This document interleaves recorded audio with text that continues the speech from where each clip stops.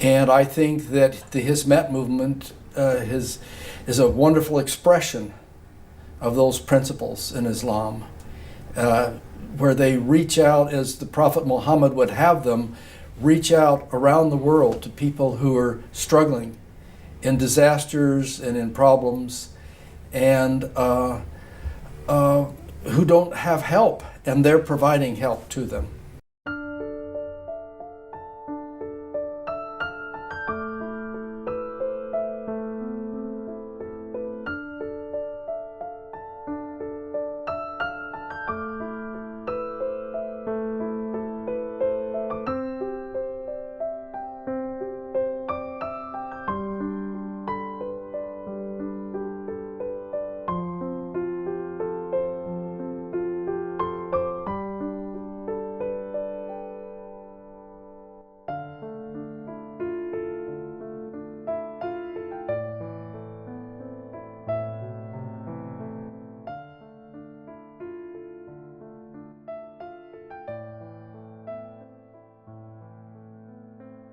I am Steve Gilliland, an American. I am a member of the Church of Jesus Christ of Latter-day Saints, sometimes known as the Mormons. I have a wonderful wife and family, 8 children, 20 grandchildren.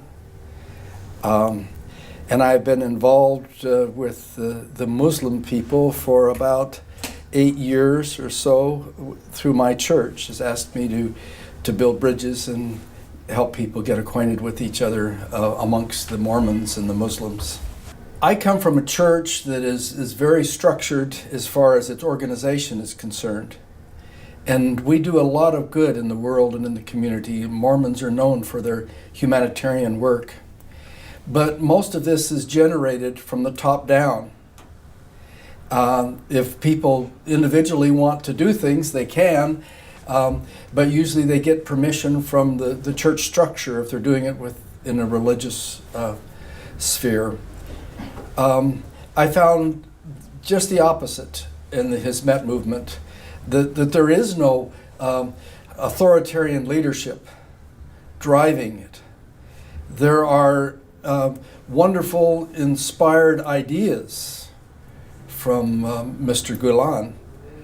But people individually and in groups studied his work and then came up with their own applications of what he's telling them.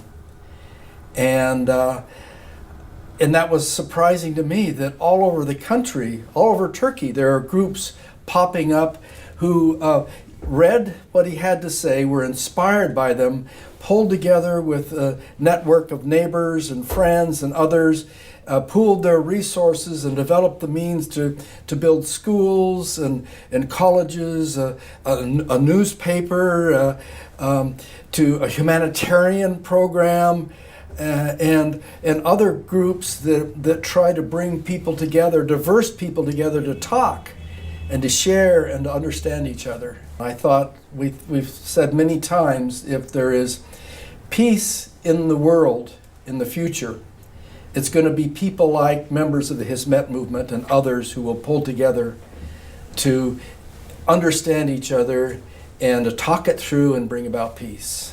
Mr. Gülen is an impressive person, not because of his person or his personality or his organization, but because of his ideas.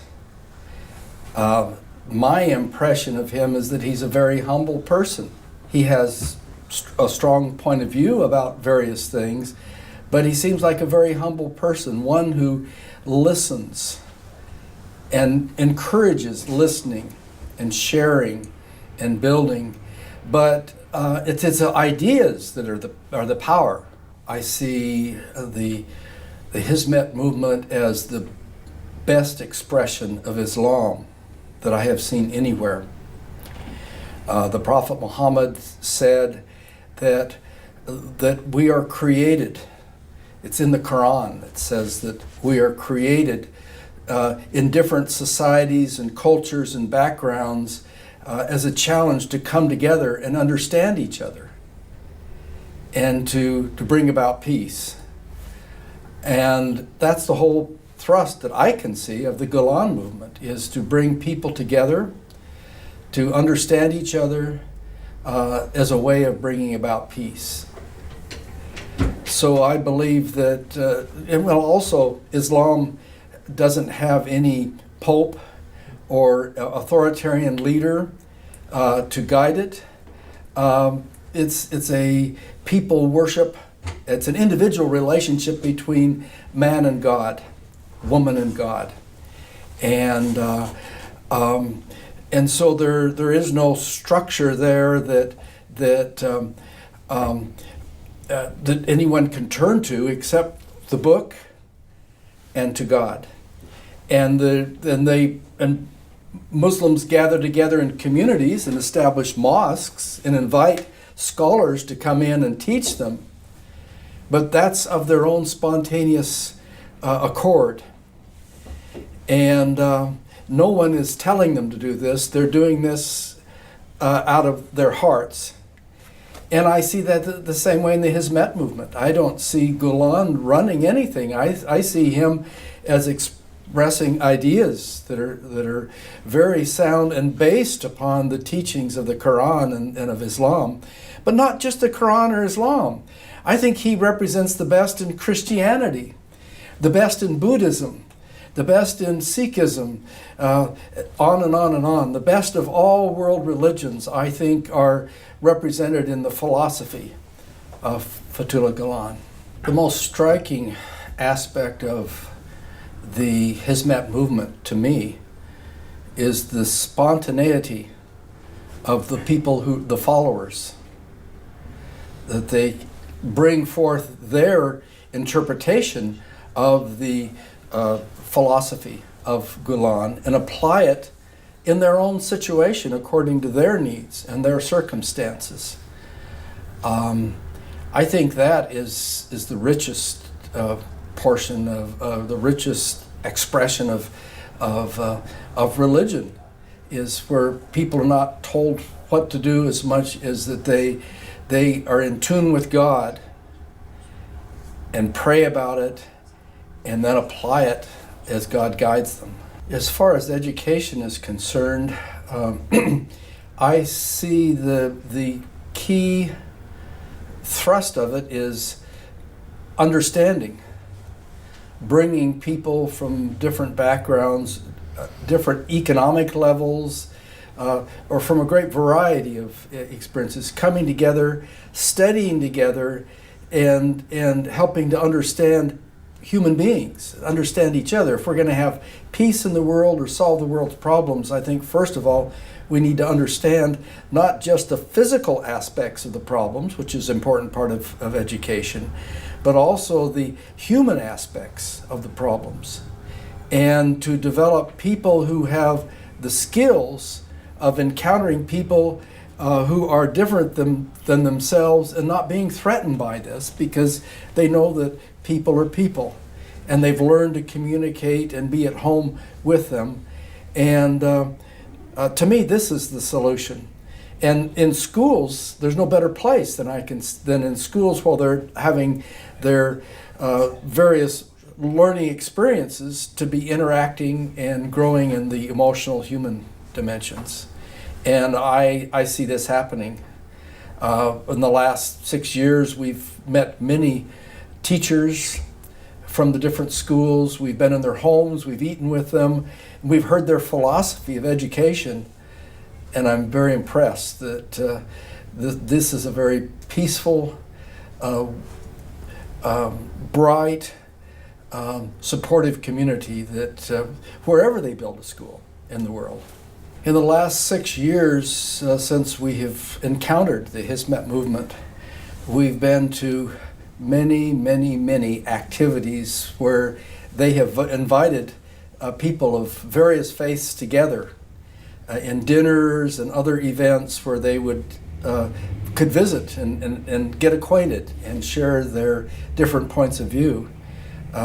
I see that the Hizmet'e movement is very strongly involved in helping people of different faiths to understand each other and talk through their differences. Not that people leave being agreed on everything, but they learn to be agreeable, and they learn to be that other people of other faiths are good people too, and want the same that we for their families that we want for our families and our faith. To me, one of the key principles of Islam is generosity and compassion in dealing with people who are poverty-stricken, poor, people who've been through disasters, and that's a key principle of the faith of a Muslim. And I think that the Hizmet'e movement is a wonderful expression of those principles in Islam, where they reach out, as the Prophet Muhammad would have them, reach out around the world to people who are struggling in disasters and in problems, and who don't have help, and they're providing help to them as much as they can anyway, without any strings attached. They're not there to convert, they're not there to gain power over people, they're there to help people and to raise them up. Down through history, different individuals, tyrants or whatever you want to call them, have tried to use fear to strengthen their power. We see Erdogan using a very benign, very supportive group such as the Hizmet'e movement as a means of creating fear in the minds of people so that he can enhance his own power. And I don't think it's going to work. On a short-term basis, he may have some success in this, but the Turkish people are smart enough to not be fooled by this type of these types of lies.